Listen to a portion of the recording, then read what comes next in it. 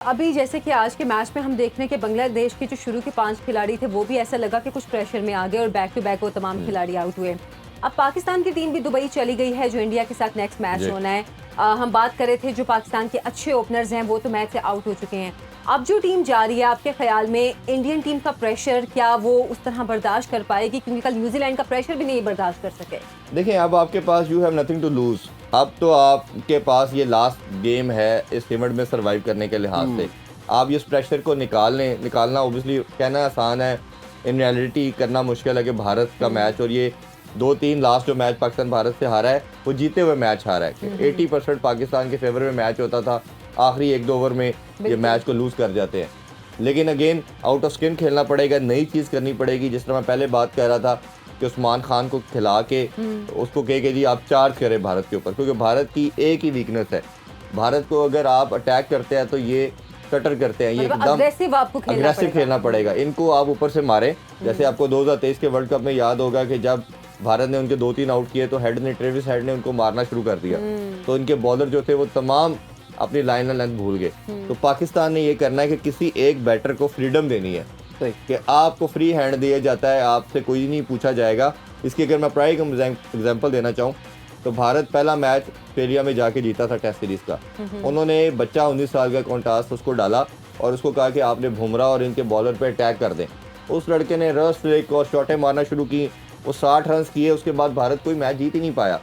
Point ये नहीं था कि एक बच्चे ने इतना डिफरेंस डालना है, पॉइंट ये था कि इनको मेंटली डिस्टर्ब करना है, अग्रेसिव आना है, आपने डिस्टर्ब करना है। तो स्ट्रेटजी आपको थोड़ी सी चेंज करनी पड़ेगी।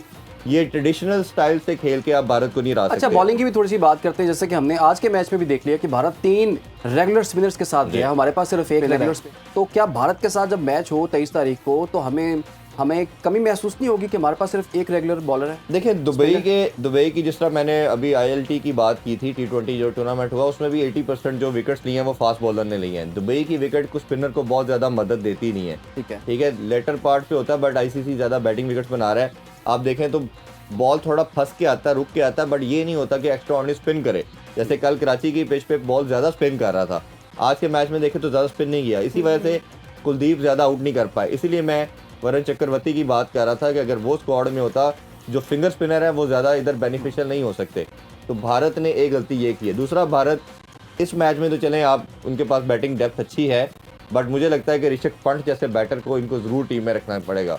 अगर कभी भारत को 350 से प्लस हो जाता है या कोई बड़े मैच में वो चाहते हैं कि डिफरेंस क्रिएट करे, वो एक ऐसा प्लेयर है मिडल में आके कि जो भारत के लिए क्रिएट कर सकता है, लॉन्ग ओपोजिशन के लिए प्रॉब्लम क्रिएट कर सकता है। बट उनकी बेंच स्ट्रेंथ इतनी अच्छी है कि वो ऑब्वियसली। बिल्कुल। आज के मैच की हम थोड़ी सी बात कर लें कि 35 स्कोर पर बांग्लादेश के 5 खिलाड़ी आउट और 190 स्कोर पर सिर्फ 6 खिलाड़ी आउट हुए हैं। तो जिस तरह से उन्होंने रिकवर किया है और जो टॉस करने के बाद जो बैटिंग का जो फैसला लिया गया, इस पर आपकी क्या राय?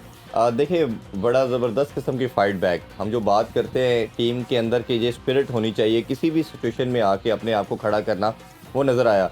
पहले हम टॉस की बात करें तो बांग्लादेश का डिसीजन ठीक था पहले बैटिंग करने का, क्योंकि मैंने पता किया है, सोर्सेज से पता चला कि ड्यू ऐसा नहीं आ रही है अभी दुबई में। अच्छा। आती है बट अभी इस वेदर में नहीं है, तो उसी वजह से उन्होंने इसी चीज़ को कंसिडरेशन में रखते हुए ये फैसला लिया।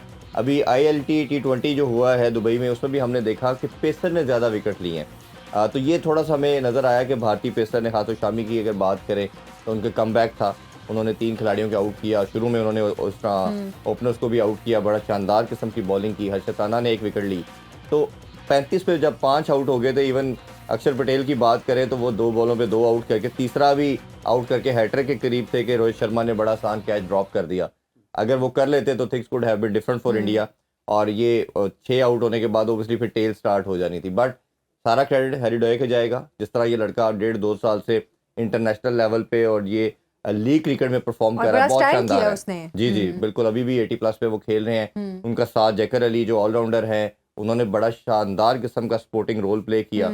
और अपनी टीम में ये नहीं कह सकता कि ये कोई विनिंग टोटल की तरफ चले जाएंगे, बट एक फाइटिंग टोटल के पास लेके आए हैं। जिस तरह कंसीडरिंग दैट फैक्ट कि 35 पे 5 आउट हो गए थे, उससे अब अपनी टीम को 200 पे ले आए और दे विल बी आइंग कि हम किसी तरह 250 तक जाएं। और जिस तरह की बॉलिंग स्किल है बांग्लादेश के पास, ये बांग्लादेश वो नहीं है जो पास में हम देखते हैं। स्पिनर इनके पास तगड़े हैं, पेसर अब बड़े अच्छे आ गए हैं। तो ये एक इनके पास स्पिरिट है कि ये कुछ ना कुछ ट्राई ज़रूर करेंगे। आई वुड से कि ये नहीं हम कह सकते कि ये फेवरेट हो जाएंगे या चांस है, बट अपने लिए ऑप्शन क्रिएट कर रहे हैं, ये बड़ी अच्छी चीज़ है। और जिस तरह मैंने पहले कहा कि ये 35 पे 5 आउट होने के बाद जो स्पिरिट की बात करते हैं, अगर हम अपनी टीम को देखें तो आप ये देखें कि जब 2-3 आउट हुए तो बॉडी लैंग्वेज जिस तरह आपने इंट्रो में कहा बिल्कुल कोलैप्स कर गई। वो आप उनके एक्सप्रेशन देखें सबके, इवन मेन बैटर की बात कर लें, वो बैटिंग भी करने से नजर पहले ही हाँ। कोलैप्स कर गए थे।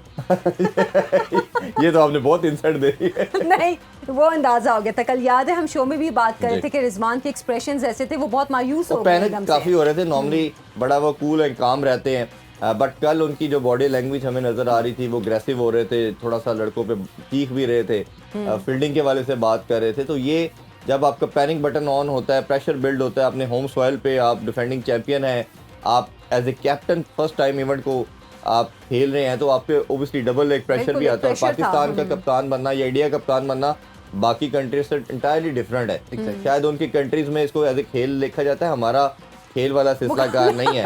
ये तो एक वॉर वाला कह लें, सेकंड रिलीजन वाली बात कर लें, उस तरह लेके करते हैं। अगर हम चले अब पाकिस्तान के मैच के हवाले से ही बात करें तो हमने कल भी कुछ ऐसी चीज़ों पे डिस्कशन की जो काफ़ी अरसे से चलती आ रही है, 1.5-2 साल से। देखें, बॉलिंग के अंदर बात करें तो मिडल ओवर्स के आउट ना करना, फिर इसी तरह हमारे जो डेथ ओवर का प्रॉब्लम है कि आप हर दफ़ा 10 ओवर में 100+ कंसीड करवा रहे हैं, चाहे कोई भी ओपोजिशन हो, तो आप फिर कैसे एक्सपेक्ट कर सकते हैं। और अगर आप पहले खुदा ना खास्ता, आपको खुदा ना खास्ता कहना पड़ रहा है, टॉस हार के अगर ओपोजिशन आपको पहले बैटिंग देती है तो हमारे बॉलर चेस करवा देते हैं। यानी कि पाकिस्तान की जो ग्लोरी थी, जो स्ट्रेंथ थी 5-6 डेकेड से, वो ये था कि हमारे बॉलर हमें 80% मैच जितवाते थे। अब स्टैट्स देखें तो आपको वो फिगर नज़र आएगा कि पाकिस्तान के बॉलर ने जो भी टीम ने टोटल किया उसको डिफेंड कर लिया, उन्होंने उसको कर्टेल किया। बट अब क्या हो रहा है कि अब जो भी टोटल करते हैं ये चेस करवा देते हैं। बिल्कुल। अब लेकिन दूसरी तरफ अगर आते हैं, अगर ये पहले पाकिस्तान बैटिंग करता है या दूसरी ओपोजिशन को बैटिंग देता है तो ये 300+ करवा देते हैं। हमारी बैटिंग की इतनी कैपेसिटी नहीं है। अच्छा, बैटिंग तो इरफान, हमारी शुरू से वल्नरेबल रही है, हमेशा से प्रॉब्लम रहा कल है। के मैच से अब ये चीज जो डिस्कशन होना शुरू हो गई है वो ये कि अगर मगर वाली जो बात है ना वो अभी से शुरू हो गई है। पहले तो 3-4 मैचेस के बाद होती थी, लेकिन यहाँ पर पहले से ही हो गया कि अगर इंडिया इससे हारता है या पाकिस्तान उससे जीता है तो पाकिस्तान फाइनल या सेमीफाइनल में जा सकता है।